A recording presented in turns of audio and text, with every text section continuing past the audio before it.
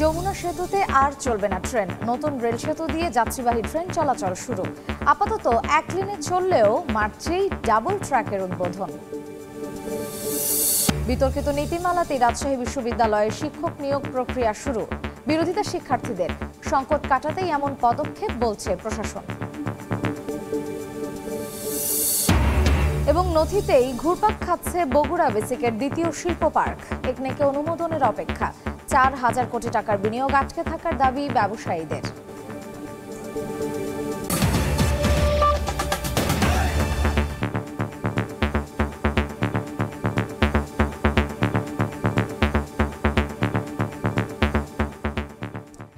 আমন্ত্রণ সময় সংবাদের নিয়মিত আয়োজন বিভাগীয় সময়ে থাকছি সপ্তাহের 7 দিন ভিন্ন ভিন্ন বিভাগের সংবাদ দিয়ে। আজ থাকছে রাজশাহী বিভাগ, সঙ্গে আছি আমি মার্জিয়া শ্রেয়া। যমুনা সেতুতে আর চলবে না ট্রেন। দীর্ঘ প্রতীক্ষার পর যমুনা রেলওয়ে সেতু দিয়ে শুরু হলো ট্রেন। প্রথমে এক লেন দিয়ে ট্রেন চলাচল করবে। আগামী মার্চের মাঝামাঝি আনুষ্ঠানিকভাবে উদ্বোধনের পর বাকি লেনও খুলে দেওয়া হবে বলে জানিয়েছেন প্রকল্প সংশ্লিষ্টরা। দীর্ঘ প্রতীক্ষার অবসান, অবশেষে যমুনার ওপর নবনির্মিত রেল সেতু দিয়ে শুরু হলো ট্রেন চলাচল। বুধবার বেলা 11:15টার দিকে ঢাকার উদ্দেশ্যে রাজশাহী থেকে ছেড়ে আসা সিল্ক সিটি এক্সপ্রেস নতুন এই রেল সেতু অতিক্রম করে। 2020 সালে যমুনার বুকে শুরু হয় ডাবল ট্র্যাকের ডুয়েল গেজের এই সেতু নির্মাণ কাজ। সেতুর 300 মিটার উজানে দীর্ঘ 4 বছর দেশি বিদেশি প্রকৌশলী এবং কর্মীরা দিনরাত পরিশ্রম করে নির্মাণ করে এটি। দীর্ঘ প্রতীক্ষার পর নবনির্মিত রেল সেতু দিয়ে ট্রেন চলাচল করায় খুশি প্রকল্প সংশ্লিষ্টরা। এর আগে আমরা কয়েক দফায় বিভিন্নভাবে বিভিন্ন স্পিডে ট্রায়াল রান করছি। সেখানে ব্রড গেজ এবং মিটার গেজ দুইটা ট্রেনই ছিল। আমাদের সর্বোচ্চ স্পিড ছিল 120। সো এখন যে স্পিড যাবে সেটা আমাদের কাছে কিছুই না। দীর্ঘ 4.5 বছরের যে একটা হইতেছে পরিশ্রমের যে ফলাফল, আমরা সবাই খুবই উৎসাহিত এবং আনন্দিত। নতুন যমুনা রেল সেতু দিয়ে ট্রেন চলাচলের আগের চেয়ে সময় বাঁচবে 30 থেকে 35 মিনিট। এছাড়া সেতু দিয়ে ঘন্টায় 100 থেকে 120 কিলোমিটার গতিতে দুটি ট্রেন চলাচল করতে পারবে। শুরুতে এক লেন দিয়ে ট্রেন চলাচল করবে। আগামী মার্চের মাঝামাঝিতে আনুষ্ঠানিকভাবে উদ্বোধনের পর বাকি লেনও খুলে দেওয়া হবে। এটার জন্য উত্তরবঙ্গটা খুব ভালো বেনিফিটেড হবে। জাপান ও বাংলাদেশ সরকারের যৌথ অর্থায়নে প্রায় 16,781 কোটি টাকা ব্যয়ে 4.8 কিলোমিটার রেল সেতুর নির্মাণ কাজ বাস্তবায়ন করেছে জাইকা। সময় সংবাদ, সিরাজগঞ্জ। শিক্ষক নিয়োগ বিধিমালা বাতিল করা হয়েছে রাজশাহী বিশ্ববিদ্যালয়ে। 2022 সালের সংশোধিত নীতিমালা অনুযায়ী আবারও শুরু হয়েছে নিয়োগ প্রক্রিয়া। অভিযোগ উঠেছে, সাবেক উপাচার্য আব্দুস সোবহান তার মেয়ে ও জামাতাকে চাকরি দিতেই যোগ্যতা শিথিল করে নীতিমালা পরিবর্তন করেছিলেন। প্রশাসনের কর্মকর্তারা বলছেন, চলমান শিক্ষক সংকট কাটাতেই আগের বিজ্ঞপ্তি অনুযায়ী নিয়োগ দেওয়া হচ্ছে। হাবিবুর রহমান পাপ্পুর ছবিতে মদুদ রানার রিপোর্ট। রাজশাহী বিশ্ববিদ্যালয়ে শিক্ষক নিয়োগের নীতিমালা সংশোধন হয় 2015 ও 2017 সালে। এতে স্নাতক ও স্নাতকোত্তর শ্রেণীর ফলাফলে সিজিপিএ কমিয়ে 3.25 এবং মেধাক্রমের শর্ত তুলে দেয়া হয়। অভিযোগ উঠেছে, সাবেক উপাচার্য আব্দুস সোবহান তার মেয়ে ও জামাতাকে চাকরি দিতেই যোগ্যতা শিথিল করে নীতিমালা পরিবর্তন করেছিলেন। পরে 2022 সালে আগের নীতিমালা আবারও পরিবর্তন করে সিজিপিএ 3.5 এবং মেধা তালিকায় প্রথম থেকে সপ্তম স্থানের মধ্যে থাকার শর্ত যুক্ত হয়। সম্প্রতি রাজশাহী বিশ্ববিদ্যালয়ের সব ধরনের নিয়োগের স্থগিতাদেশ প্রত্যাহার ও আইনি জটিলতা দূর হলে 2022 সালের নীতিমালা অনুযায়ী 2023 সালের বিজ্ঞপ্তি অনুসারে শিক্ষক নিয়োগ প্রক্রিয়া শুরু করে কর্তৃপক্ষ। এটা মন্ত্রণালয়ের নিষেধাজ্ঞাটা প্রত্যাহার করা হয়েছে, একদম আনুষ্ঠানিকভাবে চিঠি দিয়ে এটা করা হয়েছে, যেটা ইউজিসিকে অবহিত করা হয়েছিল। এদিকে বর্তমান নীতিমালার বিরোধিতা করছেন শিক্ষার্থীরা। বিভিন্ন কর্মসূচির মাধ্যমে তারা জানান, আওয়ামী লীগ সরকার আমলের নীতিমালা ও বিজ্ঞপ্তিতে যোগ্য শিক্ষক নিয়োগ সম্ভব নয়। আমরা ভয় পাই যে ওই ফ্যাসিস্টের ভূতই আবার চেপে বসছে কিনা, মেধাবীরা আবার বঞ্চিত হবে কিনা। অল ইউনিভার্সিটির শত শত শিক্ষক এমন আছে যাদের ন্যূনতম যোগ্যতা নাই পাঠদানের, তাদের এরা হচ্ছে এই নিয়োগ বাণিজ্যের ফসলগুলা। শিক্ষক নিয়োগের যে প্রক্রিয়া, সেখানে একটা সংস্কার আসা প্রয়োজন, নতুন করে নীতিমালা প্রণয়ন প্রয়োজন। শিক্ষক সমিতি ও বিশ্ববিদ্যালয় প্রশাসন বলছে, চলমান শিক্ষক সংকট কাটাতেই আগের বিজ্ঞপ্তি অনুযায়ী নিয়োগ দেয়া হচ্ছে। কথা হচ্ছে অনেক পক্ষ থেকে যে শুধু অনেক ইউনিভার্সিটি অলরেডি ভাইবার পাশাপাশি তারা রিটেন ডেমো নেওয়ার চিন্তা ভাবনা করছে। হ্যাঁ, এটা আসলে আমরা স্বাগত জানাই। আমরা মনে করি এইটাও আসলে হওয়া দরকার। মানে শুধু একটা ইন্টারভিউ দিয়ে 15 মিনিটের 20 মিনিটের ইন্টারভিউ দিয়ে একজনকে যাচাই করা আসলে খুবই ডিফিকাল্ট। কর্তৃপক্ষের তথ্য মতে রাজশাহী বিশ্ববিদ্যালয়ের 1490টি শিক্ষক পদের মধ্যে শূন্য 440টি। এবার নিয়োগ দেওয়া হচ্ছে অন্তত 50 জনকে। এছাড়াও বিশ্ববিদ্যালয়টিতে 200 কর্মকর্তা, 251টি সহায়ক কর্মচারী ও 990টি সাধারণ কর্মচারীর পদ শূন্য রয়েছে। মওদুদ রানা, সময় সংবাদ, রাজশাহী। রাজশাহীর বাগমারায় তাহেরপুরে বিএনপি নেতা অধ্যাপক আব্দুল ওয়াহিদ মণ্ডলের মৃত্যুবার্ষিকীতে স্মরণ সভার আয়োজন করেছে বিএনপি। এতে প্রধান অতিথি হিসেবে উপস্থিত আছেন বিএনপির সিনিয়র যুগ্ম মহাসচিব রুহুল কবির রিজভী। আরও তথ্য জানতে তাহেরপুর হাইস্কুল মাঠে আছেন সহকর্মী সাইফুর রহমান রকি। সরাসরি চলে যাচ্ছি তার কাছে।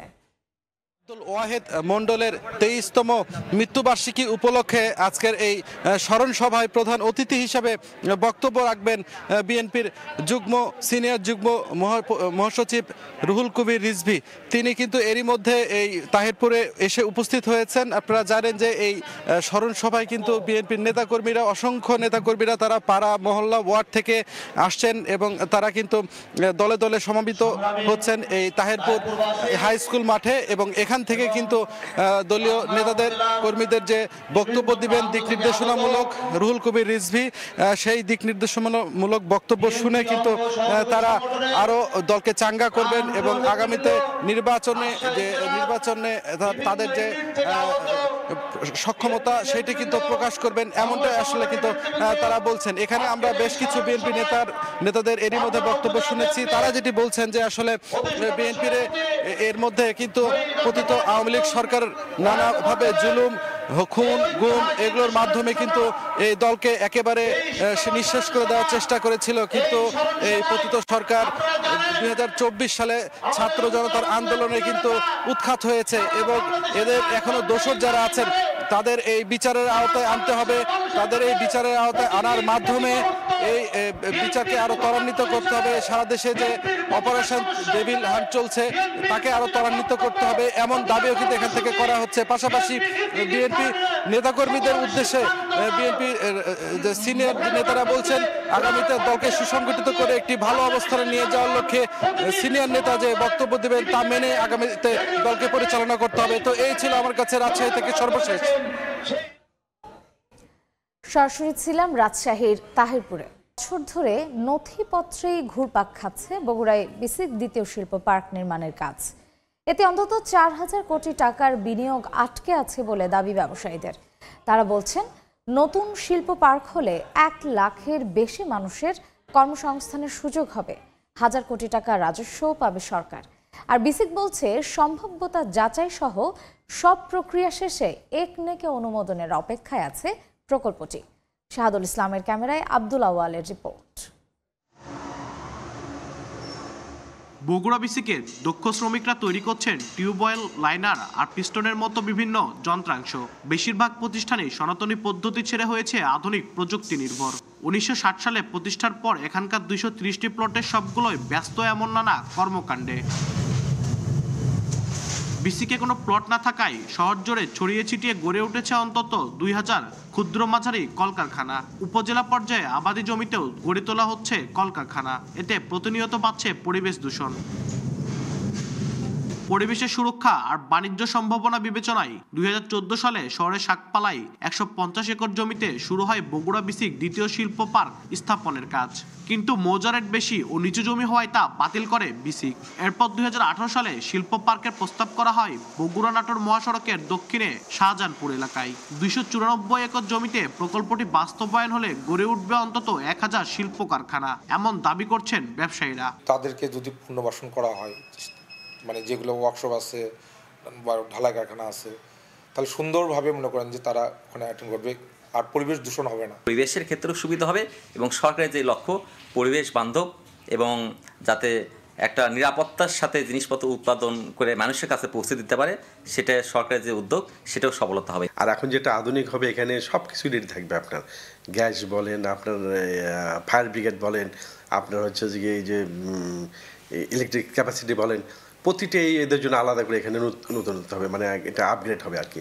এটা হলে আমাদের অবশ্যই বিপ্লব ঘটে যাবে শিল্প উন্নয়নে বগুড়া। সংশ্লিষ্ট কর্মকর্তারা বলছেন দ্বিতীয় শিল্প পার্ক হবে পরিবেশ বান্ধব। ইতিমধ্যে শেষ হয়েছে প্রকল্পের সম্ভাব্যতা যাচাই সহ সব প্রক্রিয়া, রয়েছে চূড়ান্ত অনুমোদনের অপেক্ষায়। বিসিক উত্তর অঞ্চল কৃষি পণ্য প্রক্রিয়াকরণ যে শিল্প পার্কটি, সেটির কাজ আমাদের অনেক দূরপন্থী এগিয়ে গেছে এবং এটি ফিজিবিলিটি স্টাডি এবং সোয়েল টেস্ট সহ অন্যান্য কাজ আমাদের সমাপ্ত হয়েছে।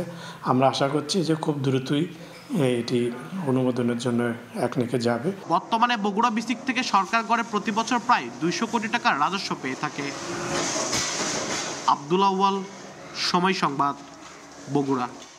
এখনো বিদ্যুৎ সংযোগ পৌঁছায়নি চাঁপাইনবাবগঞ্জের কালীনগর বাগানপাড়ায়। জনপ্রতিনিধিরা বারবার আশ্বাস দিলেও কাজের কাজ হয়নি। জাহাঙ্গীর আলমের তথ্য ও ছবিতে রিপোর্ট।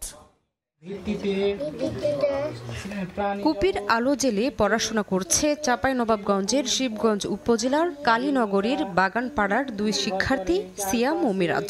আধুনিক সভ্যতার যুগে সারা দেশের মানুষ যেখানে নতুন নতুন প্রযুক্তির ব্যবহার করছে, সেখানে বিদ্যুতের আলোই যেন স্বপ্ন এই 2 শিশুর। 30 বছর আগে শিবগঞ্জ উপজেলার ঘোড়াপাখিয়া ইউনিয়নের কালীনগরে বসতি শুরু করে নদী ভাঙন কবলিত সহ বিভিন্ন এলাকা থেকে আসা মানুষ। বর্তমানে গ্রামটিতে বসবাস করছে 120টি পরিবার, কিন্তু দীর্ঘ 2.5 যুগ পেরিয়ে গেলেও এলাকাটিতে পৌঁছায়নি বিদ্যুতের আলো। বহুবার জনপ্রতিনিধিরা আশ্বাস দিলেও বাস্তবায়ন হয়নি। বছরের পর বছর প্রশাসনের দফতরে ঘুরেও কাজ হয়নি। খুব কষ্টতে আছি, ছেলেপিলে লেখাপড়া করতে পারে না, ছেলেপিলে গরমে ঘুমাইতে পারে না। কারেন্টের লাগে আমরা কার বাড়ি একটা মোবাইল চার্জে দিতে যাচ্ছি, লাইট চার্জে দিতে যাচ্ছি। সরকারের কাছে আমাদের আবেদন, অতি সত্ত্বর যেন আমরা কারেন্ট পাই, সে সরকার যেন ব্যবস্থা করে। অফিস আদালত ঘুরে ঘুরে আমরা আশ্বাস দিছে, কিন্তু আমাদের কোনো ফলাফল বাহির করে দিচ্ছে না। জনপ্রতিনিধিরা বলছেন বারবার চেষ্টা করেও বিদ্যুৎ বিভাগের উদাসীনতায় আলোর মুখ দেখেনি উদ্যোগ। তবে পল্লী বিদ্যুৎ কর্মকর্তার দাবি, এলাকাটিকে বিদ্যুতের আওতায় আনতে নেওয়া হয়েছে প্রকল্প। অনুমোদন পেলেই শুরু হবে কাজ। ঢাকা বরাদ্দ পাঠাইছে, বরাদ্দ আসলে আপনারা আমরাই করবো। এই পর্যন্ত শেষ, এখন পর্যন্ত বরাদ্দ আইলো কি গেল কোনো খবর নাই। ফ্রি করার জন্য আরইবিতে আমরা একটা পরবর্তী একটা পত্র দিই যে এই কাজটা যাতে ফ্রি করে দেওয়া হয়। এখনও আর এটা অনুমোদন আসেনি আমাদের বিদ্যুৎ বিভাগের। এই হলো সর্বশেষ আসতে আমরা কাজটা করবো আর কি। কালীনগর বাগানপাড়া গ্রামে 120টি পরিবারে প্রায় 5 শতাধিক মানুষ বসবাস করেন। সময় সংবাদ, চাঁপাইনবাবগঞ্জ। আরেকবার প্রকৃতিতে এবার শীতের প্রভাব কম থাকায় মৌসুম শুরুর আগেই নওগাঁর গাছে গাছে দেখা মিলছে আমের মুকুল। পোকামাকড় ও রোগ থেকে বাঁচতে আম গাছে বালাইনাশক স্প্রে করছেন বাগান মালিকরা। আবহাওয়া অনুকূলে থাকলে এবার আমের ভালো ফলনের আশা কৃষি বিভাগের। এমআর রকির রিপোর্ট, ছবি তুলেছেন রকিবুল ইসলাম। আম গাছে সবুজ পাতা ঢাকা পড়েছে মুকুলে। মৃদু বাতাসে দোল খাওয়া মুকুলের এ সমারোহ নওগাঁর সাপাহার, পোরশা, নিয়ামতপুর, মহাদেবপুর, পত্নীতলার আম বাগানে জানুয়ারির শেষ সপ্তাহে একসঙ্গে ফুটেছে আমের মুকুল। প্রকৃতিতে এবার শীতের প্রভাব কম, তাই অন্তত 15 দিন আগেই গাছে গাছে দেখা মিলছে মুকুল। পোকামাকড় ও রোগ থেকে বাঁচাতে আম গাছে বালাইনাশক স্প্রে করছেন বাগান মালিকরা। তীব্র তাপমাত্রা এবং যে কোল ইনজুরি, সেখান থেকে এবার যথেষ্ট ভালো ভূমিকা ছিল পরিবেশের জন্য, যে কারণে আগাম আমের মুকুল বের হয়েছে। শীত কম, এই জন্য আমের মুকুল এবার বেশি আসছে। ফলন আলাদাই আশা করা যায় যে ভালো পাওয়া যাবে। 30 বিঘা আমাদের বাগান আছে, পরিচর্যা ভালো করতে সেচ দিতে আছি। আশা করা যাচ্ছে যে আল্লাহর রহমতে এবার ফলন ভালো হবে। নওগাঁর সাপাহার, পোরশা, নিয়ামতপুর, পত্নীতলা, মহাদেবপুরে বেশি আম উৎপাদন হয় আম্রপলি জাতের। 5 থেকে 6 বছর আগে গড়ে তোলা এসব বাগানের ছোট ছোট গাছে বিপুল আমের যোগান দেয় জ্যৈষ্ঠের শুরু থেকেই। আবহাওয়া অনুকূলে থাকলে এবার আমের ভালো ফলনের আশা কৃষি বিভাগের। বিপর্যয় না হয় তাহলে গতবারের তুলনায় এবার গাছের মুকুল ভালো হবে, ভালো ফলন পাবো, আমরা সে আশা করতেছি। কৃষকদের যে পরামর্শ, আমের মুকুল ঝরা প্রতিরোধ করতে হবে এবং কিভাবে তার পরিচর্যা করতে হবে, আমরা কৃষকদের সার্বক্ষণিকভাবে পরামর্শ দিয়ে যাচ্ছি। গেল বছর নওগাঁ থেকে 2000 মেট্রিক টন আম বিদেশে রপ্তানি হয়, যার মধ্যে ছিল আম্রপলি, ব্যারিফোর, হিমসাগর ও কাটিমন জাতের আম। আম্রপলি, ব্যারিফোর, কাটিমন, নাগফজলি এমন অন্তত 23 জাতের আম উৎপাদন বাণিজ্যিকভাবে হচ্ছে নওগাঁয়। জেলা কৃষি সম্প্রসারণ অধিদপ্তরের তথ্য বলছে, চলতি মৌসুমে জেলায় 30,400 হেক্টর জমিতে আমের বাগান গড়ে তোলা হয়েছে, যেখান থেকে 4,10,000 মেট্রিক টন আম পাওয়ার আশা করা হচ্ছে। নওগাঁর মহাদেবপুর আমবাগান থেকে এমআর রকি, সময় সংবাদ। চলতি মাসের 3 দিবসকে ঘিরে নওগাঁয় জমে উঠেছে ফুল বেচাকেনা। ভোর থেকে শহরের সমবায় চত্বরে বাহারি সব ফুলের পসরা সাজিয়ে বসেছেন দোকানিরা। চলতি মৌসুমে আবহাওয়া অনুকূলে থাকায় ফুলের সরবরাহ ভালো। ডালিয়া, চন্দ্রমল্লিকা, কোবরা, জেসমিন, টিউলিপ, সাদা গোলাপ, লাল গোলাপ সহ নানা ফুলের সয়লাব বাজার। প্রকারভেদে প্রতি পিস ফুল বিক্রি হচ্ছে 60 থেকে 100 টাকায়। প্রিয়জনের জন্য ফুল কিনতে ভিড় করেন ক্রেতারাও। শীত মৌসুম শেষে রাজশাহীর পাইকারি আড়তগুলোতে বেড়েছে সব ধরনের মাছের সরবরাহ। ভোর থেকেই সরগরম নগরীর নওদাপাড়া পাইকারি মাছের বাজার। মিলছে রুই, কাতল, পাবদা, তেলাপিয়া সহ নানা ধরনের মাছ। ফলে মাছের দামও রয়েছে ক্রয় ক্ষমতার নাগালে। প্রকারভেদে প্রতি কেজি মাছে কমেছে 10 থেকে 20 টাকা। এতে স্বস্তিতে ক্রেতারা। প্রতিদিন নওদাপাড়া মাছ বাজারের 15টি আড়তে প্রায় 500 মণ মাছ বিক্রি হয়।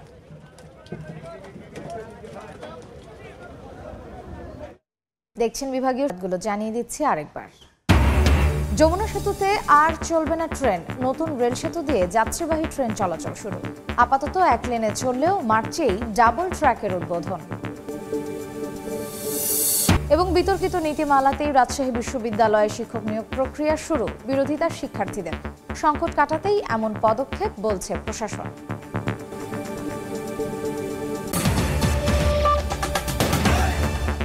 এই ছিল বিভাগীয় সময়ের আজকের আয়োজন। আগামীকাল থাকবো খুলনা বিভাগের আয়োজন নিয়ে। সঙ্গেই থাকুন সময়ের।